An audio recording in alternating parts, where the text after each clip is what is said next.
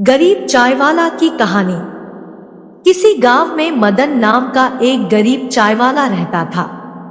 उसके घर में उसकी पत्नी सीमा और उसकी बेटी रीनू थे। रमन गांव में ही चाय बेचता था, इसी से उसका तथा परिवार का खर्च बड़ी मुश्किल से चल पाता था। शाम को मदन जब घर लौटता तो रास्ते में एक नदी बहती थी जिसमें रंग बिरंगी मछलियां रहती थी। उन मछलियों को वह आटे की गोलियां खिलाया करता था।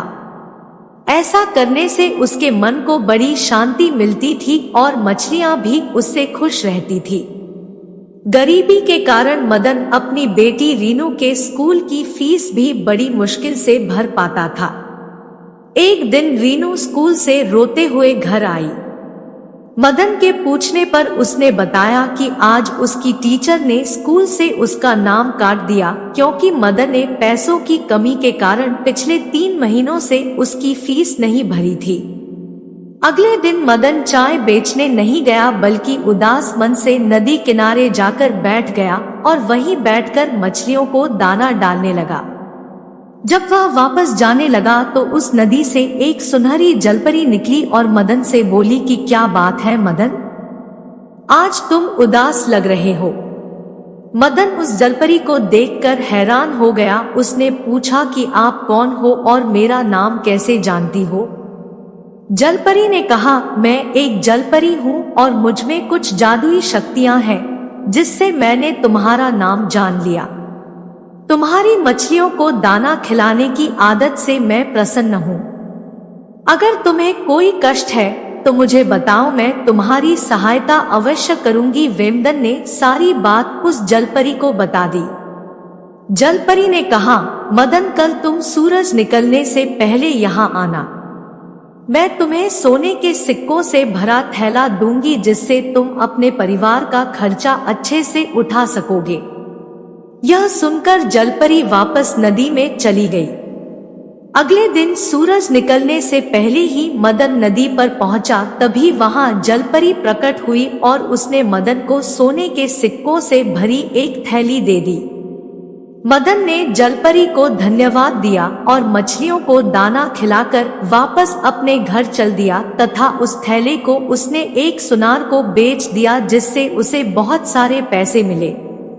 सबसे पहले मदन ने अपनी बेटी के स्कूल की फीस भरी जिससे कि वह वापस अपनी पढ़ाई शुरू कर सके। कुछ महीने के बाद मदन ने उन पैसों की मदद से एक छोटा सा होटल शुरू कर दिया। उस होटल से उसकी आर्थिक स्थिति अच्छी होने लगी तथा उसने एक पक्का मकान भी बनवा लिया। मदन ने सोचा कि अब उसके पास अच्छा खासा धन हो गया है। अब वह जलपरी को धन्यवाद करके सोने का थैला उसे वापस कर देगा क्योंकि अब वह मेहनत से व्यापार के द्वारा अपने परिवार का खर्च चला सकता है। ऐसा सोचकर वह रात को जल्दी सो गया। उसी गांव में रमेश और सुरेश नाम के 2 व्यक्ति रहते थे। वे मदन की सफलता से ईर्ष्या रखने लगे कि वह इतनी जल्दी कैसे धनी व्यक्ति बन गया। किसी तरह उन्हें सोने के सिक्के वाली बात पता चल गई। अब तो रमेश और सुरेश ने एक योजना बनाई कि कल जब वह नदी के पास जाएगा तो हम उससे सोने के सिक्कों की थैली छीन लेंगे।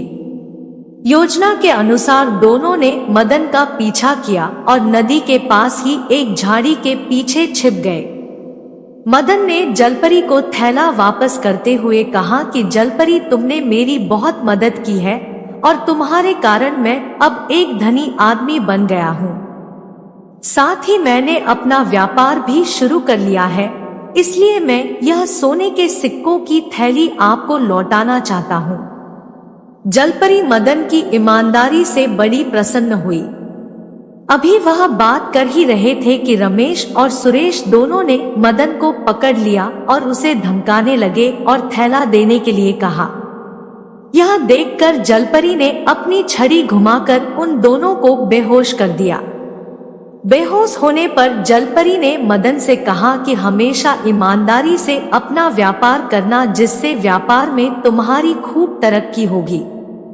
यह सुनकर मदन ने जलपरी से वादा किया कि वह ईमानदारी और पूरी लगन से काम करेगा। उसने जलपरी को धन्यवाद दिया और सिक्कों का थैला सुनहरी जलपरी को वापस कर दिया। फिर उससे विदा लेकर अपने घर वापस लौट